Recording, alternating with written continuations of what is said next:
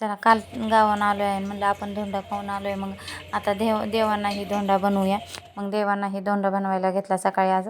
आणि मग डाळ वगैरे शिजायला टाकली. तेच बराचसा स्वयंपाक आवरला. तर अवघं पलीकडे आमटी पण दिसते बघा. आमटी ती झालेली आहे. मग ही तळायला घेतलं.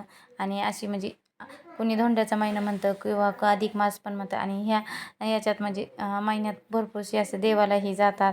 आणि ज्या एक पटीपेक्षा अनेक पटीने तुमचं म्हणजे जी तुम्ही दान करता काय त्याचं अनेक पटीने पुण्य मिळतं. मग आणि ही धोंडे वगैरे ही तळून घेतलं त्यात पुरण घालून. आणि मग पोळ्याही बनवायला घेतल्या होत्या. मग तेलातली पोळी म्हणलं बघू आपल्याला ही जमते का. पण लाटून बघितली, खरंच खूपच छान जमली होती.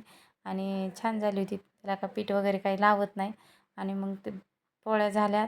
मग नंतर देवांचा नैवेद्य वगैरे भरायला घेतले होते. मग स्वामींचंही ताट बनवलं.